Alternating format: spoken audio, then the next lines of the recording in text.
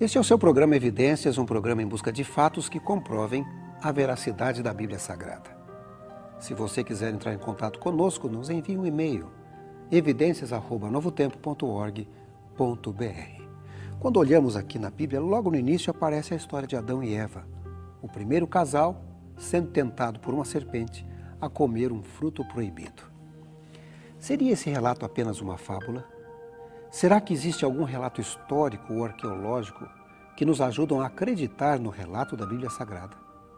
O professor Rodrigo Silva, especialista em arqueologia pela Universidade Hebraica de Jerusalém e professor do Centro Universitário Adventista, o UNASP Campus 2, ali em Engenheiro Coelho, no estado de São Paulo, vai falar um pouquinho a respeito desse impressionante tema.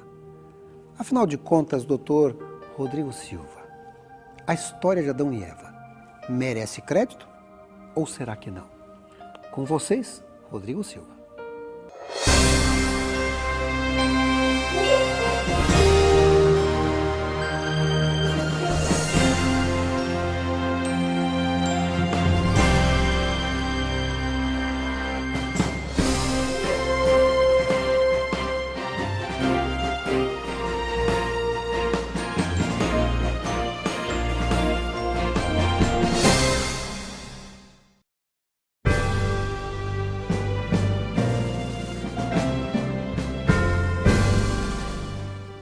Imagine uma cena não muito incomum em algumas universidades modernas. Um professor cético desafia seus alunos religiosos lhes perguntando se algum deles acreditaria na história do lobo mau e os três porquinhos como sendo um fato real. Você certamente já ouviu falar nesta fábula de La Fontaine, onde três porcos, morando respectivamente em casas de palha, madeira e alvenaria, vencem um lobo mau que tenta devorá-los. Pois bem, teria isto acontecido realmente? Esta seria a indagação do professor. É claro que nenhum dos alunos, nem ninguém em sã consciência, poderia achar que aquilo havia de fato acontecido na história. Afinal, porcos e lobos não falam, não constroem casas, nem podem, com um simples assopro, botar abaixo uma construção de palha ou madeira. É claro que se trata de uma fábula e não de uma história real. Mas e quanto à Bíblia? Perguntaria o professor descrente. Podemos racionalmente considerar uma história real aquela narrativa que apresenta uma serpente falando e enganando um casal desnudo num jardim paradisíaco? A história de Adão e Eva, tentados por uma serpente que termina com uma mordida mortal num fruto proibido, vulgarmente chamado maçã, parece para muitos um relato simplório demais ou até mesmo infantil. Como podemos crer que um episódio assim justificaria o começo histórico da humanidade? Bem, iguais aos porcos e lobos, serpentes também não falam, nem oferecem frutos aos que passam perto de sua árvore, isso é claro. Estariam, portanto, os primeiros capítulos do Gênesis mais para uma fábula do que para um relato histórico das origens? Muitos teólogos entendem que sim, que não podemos tomar a sério aquilo que Moisés escreveu. Chegam a sugerir que devemos cortar esses capítulos de qualquer evento histórico especificamente. Autores clássicos como C.S. Lewis, autor das famosas Crônicas de Nárnia, e Teilhard de Chardin, um dos mais renomados escritores católicos, chegaram a supor que Adão seria o primeiro exemplar moderno do Homo sapiens, ou uma raça espiritual que se seguiu à cadeia evolutiva. O primeiro a poder raciocinar, como na filosofia de Hamlet, e perguntar-se classicamente por sua identidade. Aquele que pudesse dizer, de fato, ser ou não ser. Eis a questão. Noutras palavras, o que eles propõem seria uma simbiose entre a Bíblia e a teoria da evolução das espécies, proposta por Charles Robert Darwin a partir de 1838. Isso colocaria Adão como o resultado das transformações sofridas pelos hominídeos que o antecederam, aqueles comumente chamados de Pithecanthropus erectus, Australopithecus ou Neandertais, embora esses últimos não sejam mais classificados como ancestrais do gênero humano. Esse processo teria demorado milhões de anos para se concretizar e correria dentro das formas mais primitivas da humanidade até Adão, o mais evoluído de todos. O grande problema com esse tipo de abordagem que pretende ser uma defesa racional da Bíblia, é que seus proponentes se esquecem que as doutrinas de Cristo estão edificadas sobre o conteúdo do Antigo Testamento, que, por sua vez, se apoia inteiramente sobre o relato do Gênesis. Ora, se a história do Éden não aconteceu de fato, então não houve a queda de Adão e a humanidade não se encontra contaminada por nenhum tipo de pecado original. Logo, não existe nenhuma transgressão da qual necessitássemos ser redimidos, e a morte expiatória de Cristo não passaria, na melhor das hipóteses, de um martírio sem significado. Embora devamos admitir que a história de Adão pareça um tanto estranha ao senso comum, pois não vemos no mundo real nada que lembre o ambiente edênico que a Bíblia descreve, devemos nos lembrar que até mesmo os melhores advogados não se aventurariam a acusar de mentirosa uma pessoa apenas porque o seu depoimento reflete um fato difícil de acontecer. A história dos processos jurídicos está repleta de casos estranhos e aparentemente improváveis que constituíam a mais pura verdade. Assim, um jurista experiente prefere avaliar de modo neutro tudo o que é dito nos laudos e então buscar fora deles provas ou evidências que deponham contra ou a favor daquilo que foi apresentado. E não há argumento melhor a favor de um depoimento do que o apelo a testemunhas.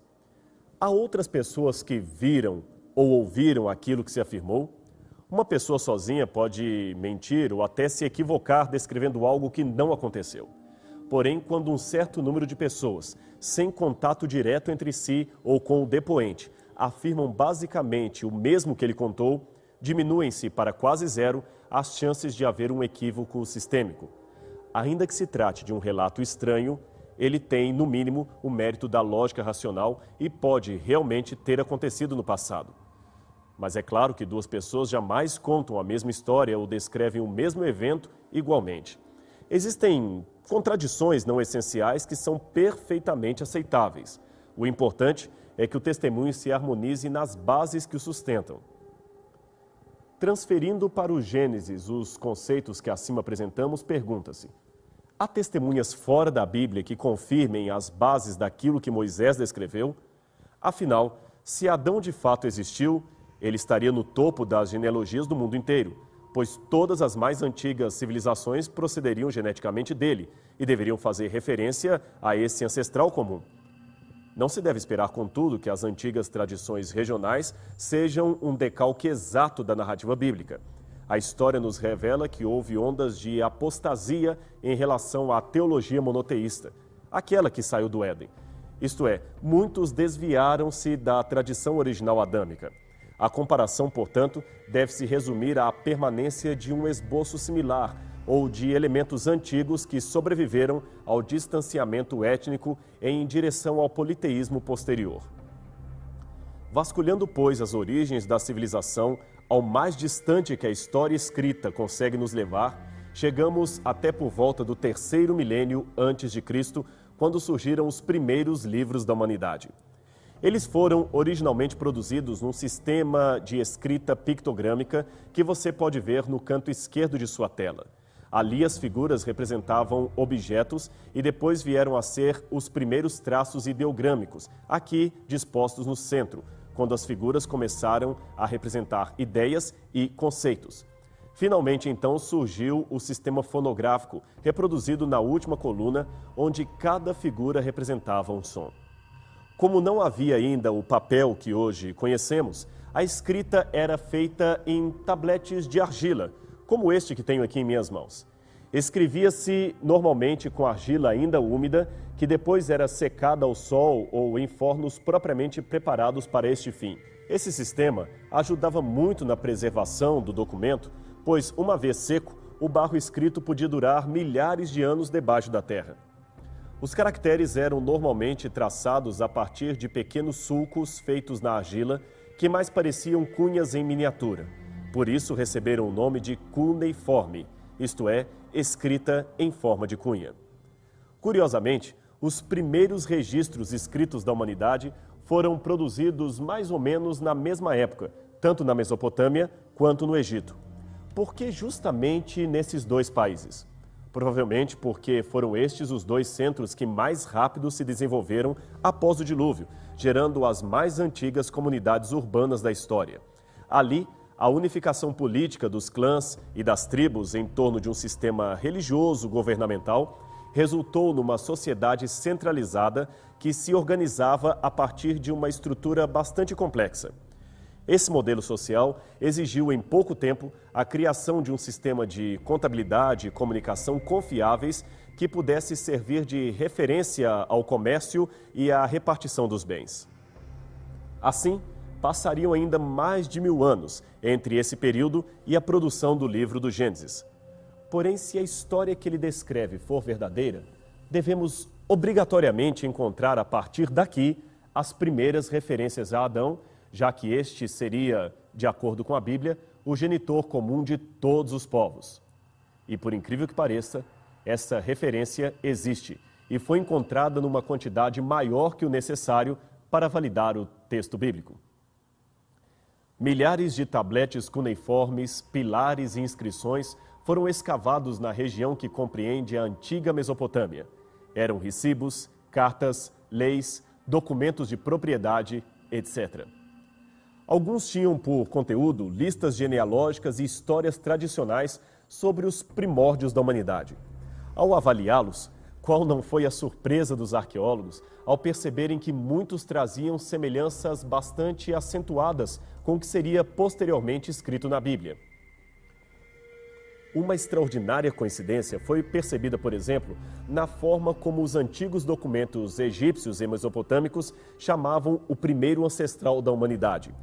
A grafia do seu nome variava entre Adamu, Adime, Adapa, Alulim, Alorus, Atam, Admuzi e outros. Ora, não seria razoável supor que todas estas formas constituiriam variações ortográficas do mesmo nome Adão? Note que a forma hebraica Adam se adequa naturalmente em todas estas variações. A semelhança fonética é muito acentuada. É como se conhecêssemos um homem chamado João, mas que os alemães chamariam de Johannan, os ingleses de John, os espanhóis de Juan e os franceses de Jean. Apesar das diferenças idiomáticas, existe uma raiz temática que permanece em todas as formas de escrita ou pronúncia daquele nome. Os tabletes cuneiformes encontrados no Oriente revelaram ainda que desde longo tempo existiu na Mesopotâmia uma tradicional história acerca de um certo Adapa, ancestral de toda a humanidade. Aliás, Adapa é um nome que muito se assemelha ao vocábulo Adam ou Adão. Dessa história já foram encontrados 4 fragmentos, sendo 3 deles derivados da biblioteca de Assurbanipal e o mais extenso e antigo dos arquivos egípcios de El Amarna, escritos por volta do 14º século a.C. O poema original gira em torno da problemática da vida eterna, pois, segundo seu relato, o primeiro homem criado pelos deuses chamava-se Adapa. Ele recebera uma grande sabedoria, mas não era naturalmente imortal. Adapa era, pela criação, o filho do deus Ea e morava na cidade sagrada de Eridu. O curioso é notar que Eridu e Éden procedem da mesma raiz etimológica em conjunto com o sumeriano Edin ou Edenu, que também querem dizer paraíso ou planura. Coincidentemente, Lucas também enumeraria a genealogia humana de Cristo a partir de Adão, classificando-o como, no mito de Adapa, de o Filho de Deus. Lucas 3, verso 38. A história prossegue dizendo que Adapa vivia em meio aos Anunnakis, palavra que lembra muito de perto o termo Anaquins, ou gigantes, que temos na Bíblia. Depois apresenta sua falha ao quebrar com a vela do seu barco a asa do vento sul, impedindo-o de soprar sobre a terra. Em seu julgamento perante os deuses, Adapa se recusa a alimentar-se do pão da vida e da água da vida. Aquilo, na verdade, era um teste, pois ele sabia que não lhe era permitido participar do alimento reservado aos deuses. Inconformado, o deus Anu lhe pergunta: por que não tens comido nem bebido da água da vida? Se assim fazes, não poderás ter a vida eterna. Estas palavras ecoam a mesma proposta da serpente ao oferecer o fruto para Eva. É certo que não morrereis, porque no dia em que dele comerdes, sereis iguais a Deus. Ádapa, portanto, é elogiado em sua atitude de recusar comer o fruto proibido. A única coisa que ele aceitou dos deuses foi tomar sobre si um segundo manto, dado para substituir o primeiro, que era o manto da lamentação, e ser ungido com azeite. Estes dois elementos simbolizam a justiça que é outorgada por outrem àquele que mereceria morrer. Embora o Gênesis não fale nada acerca do azeite, traz o tema das duas vestes de Adão, que primeiro faz para si e sua mulher cintas de folhas e, no final, é vestido com um segundo manto, feito a partir da pele de um animal. Isso está em Gênesis capítulo 3, versos 7 e 21. Na mentalidade da época, era forte a ideia de que a imortalidade não era algo que nos pertencesse naturalmente. Ela seria outorgada pelos deuses. Igualmente, na visão bíblica, o homem não é criado como um ser imortal, mas como um candidato à imortalidade mediante a obediência. Com a entrada do pecado, perdemos a vida eterna e agora somente em Cristo podemos, de fato, recuperá-la. Com peculiaridades próprias de cada poema, esta mesma estrutura de criação e queda do gênero humano aparece em outras histórias espalhadas pelo antigo Oriente Médio. E todas, igualmente, possuem semelhanças incríveis com o relato bíblico. No épico babilônico de Gilgamesh, o lendário herói sumeriano tem um amigo chamado Enkidu, que é seduzido por uma cortesã da deusa Ishtar e passa a ter o conhecimento pleno, símile do conhecimento do bem e do mal mencionado na Bíblia. Após este ocorrido, Ishtar lhe declara: "Você agora é um conhecedor, Enkidu. Você será igual a Deus." Então ela improvisa vestiduras e o veste com elas. Um tablete encontrado em 1934 no sítio de Khor-Shabba, a 23 quilômetros de Nínive, contém uma lista de reis assírios, começando com 17 reis que viveram em tendas, provavelmente os líderes dos povos nômades. Tudia é o primeiro nome da lista, seguido por Adamu, que muito provavelmente seria um título de realeza advindo de um ancestral famoso, como foi o nome César para os imperadores romanos. Mais à frente, noutra lista, encontramos o 37º rei, chamado Puzar-Azur.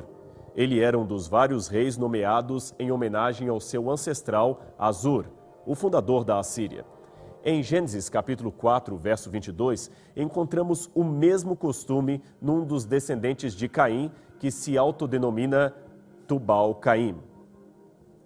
Assim, é possível que Adamu tenha sido um rei que assumiu esse nome em homenagem a outro Adamu, importante, que existiu bem antes dele.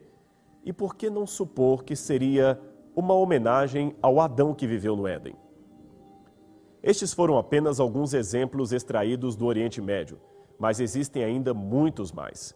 Todos eles testemunham, inclusive, a história de como o dilúvio e a Torre de Babel fizeram parte da relação do mundo. No estudo comparativo destas culturas, os arqueólogos perceberam que pelo menos 6 elementos históricos do Gênesis podem ser encontrados nos tabletes que agora eram traduzidos por peritos em paleografia. De maneira bastante comum, eles mencionavam, em primeiro lugar, a criação e desobediência de um casal humano que perde o paraíso.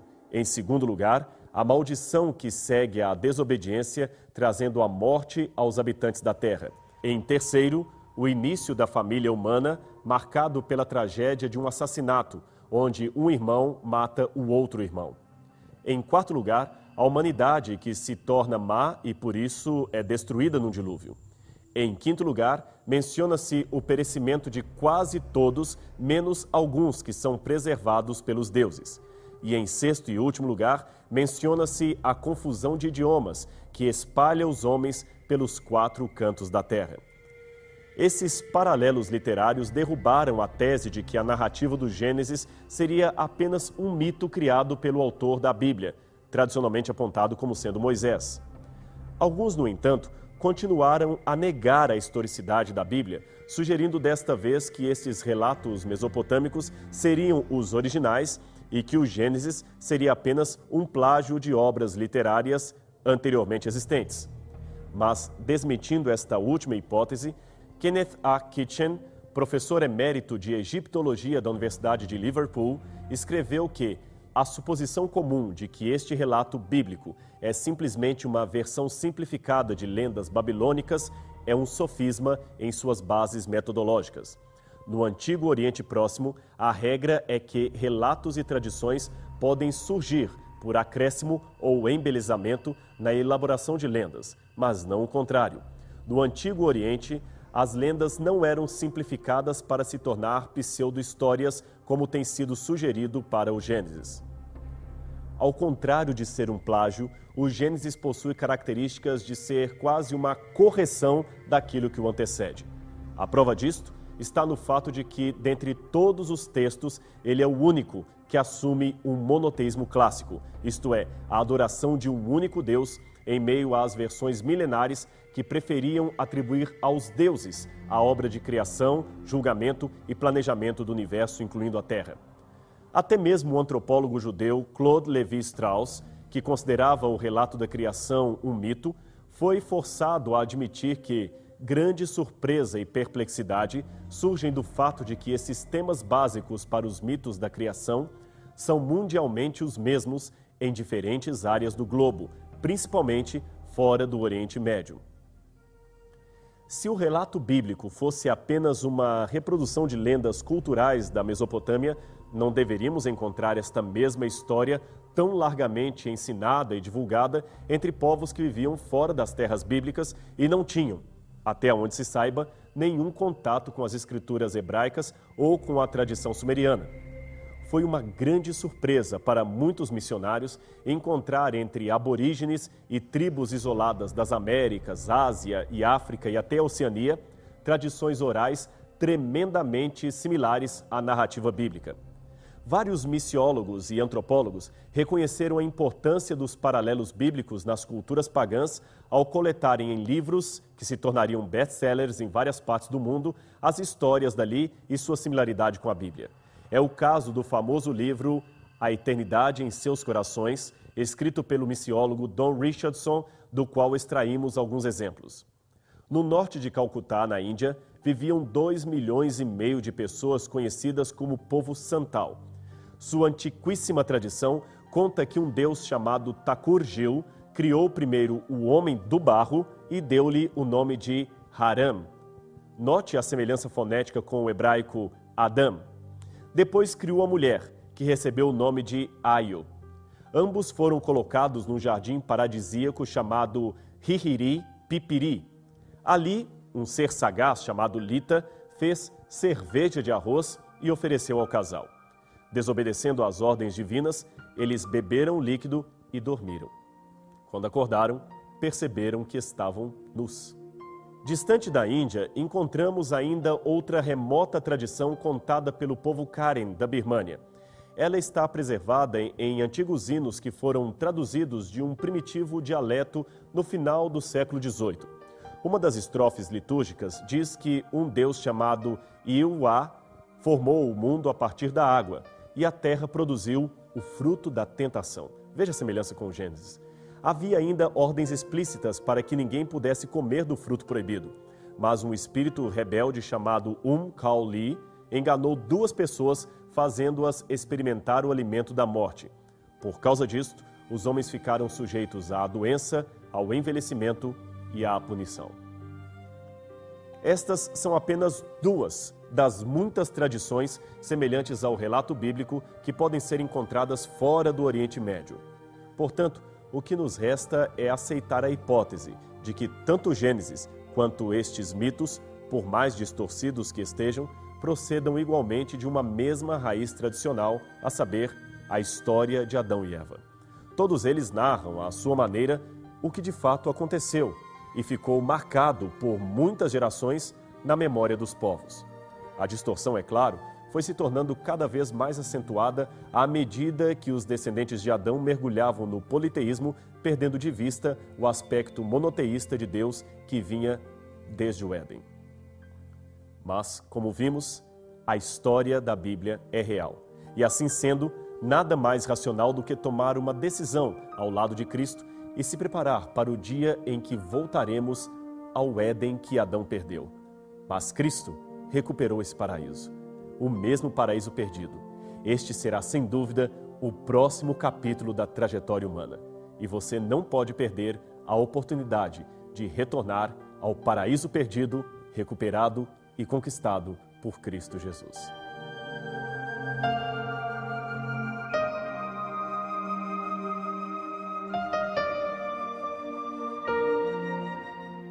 É impressionante como a arqueologia e a história cada vez mais apresentam evidências para crermos na Bíblia Sagrada.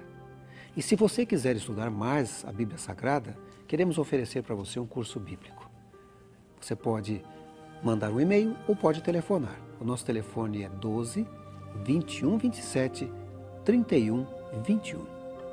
Vai ser um prazer atender o seu pedido por telefone. Mas se você mandar um e-mail, também podemos mandar o curso bíblico. Nosso e-mail é evidências@novotempo.org.br. Este é o programa Evidências, um programa em busca de fatos que comprovem a veracidade da Bíblia Sagrada. Até o nosso próximo encontro.